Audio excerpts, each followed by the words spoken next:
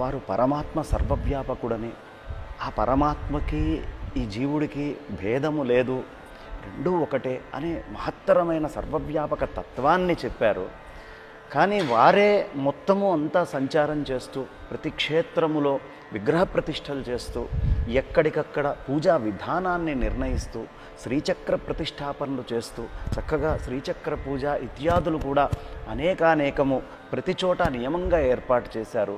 సర్వవ్యాపకమైన పరమాత్మని చూపిస్తూనే అర్చామూర్తులని అర్చించటము, ఇది కూడా చెప్పడంలో ఆంతర్యం ఏమై ఉండొచ్చు? ఇక్కడ కూడా వారి యొక్క అభిప్రాయం లోకానుగ్రహం.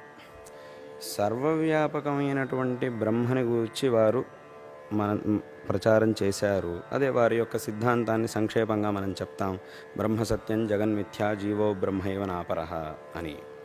అయితే ఈ సిద్ధాంతాన్ని అక్షరశః అర్థం చేసుకోగలిగే సామర్థ్యం ఎంతమందికి ఉన్నది? భగవత్పాదుల వారు ఈ సిద్ధాంతాన్ని చెప్పారు అని అంటున్నాం, దాన్ని అనుభవానికి తెచ్చుకునే సామర్థ్యం ఎంతమందికి ఉన్నది? అది అత్యంత అల్పులకి మాత్రమే ఉన్నది. మనం అంటే ఈ విషయాన్ని చెబుతూ భగవత్పాదుల వారు మనకి వెళ్ళవలసినటువంటి గమ్యాన్ని చూపించేశారు. దేన్ని మనం పొందాలి అనే విషయాన్ని ఈ సిద్ధాంతంలో చూపించారు. మరి ఈ ప్రతిష్టల్ని, దేవతా ప్రతిష్టల్ని చేశారు, ఇన్ని స్తోత్రాలను రచించారు.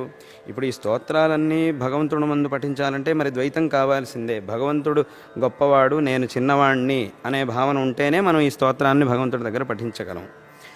మరి ఈ స్తోత్రాన్ని ఎందుకు రచించారు అనంటే ఆ జీవబ్రహ్మ ఐక్యాన్ని వారు చూపించింది, అంటే ఆ సర్వవ్యాపకమైనటువంటి బ్రహ్మని వారు చూపించింది మన యొక్క గమ్యంగా, ఆ వెళ్ళే మార్గాన్ని చూపించడం కోసం ఇన్ని కార్యాలను చేశారు. అంటే ఏంటి? అత్యంత భక్తితో భగవదారాధన చేస్తే, ధర్మకార్యాలను చేస్తే తద్వారా చిత్తశుద్ధి లభిస్తుంది. నిష్కామంగా ఆచరణ చేస్తే చిత్తశుద్ధి లభిస్తుంది. అనంతరం బ్రహ్మ విచారం చేయాలి, అనంతరం బ్రహ్మజ్ఞానాన్ని పొందాలి, తదనంతరం మోక్షాన్ని పొందాలి. కాబట్టి సర్వవ్యాపకమైనటువంటి బ్రహ్మని మనకి చూపించింది మన యొక్క లక్ష్యంగా, నువ్వు పొందాల్సినటువంటి ఆ భావం అది అని చూపించారు. మరి ఇవన్నీ ఎందుకు చేశారు అంటే, దాన్ని పొందాలంటే నువ్వు వెళ్ళాల్సిన మార్గం ఇది అని ఆ మార్గాన్ని చూపించడం కోసం ఇన్ని చేశారు.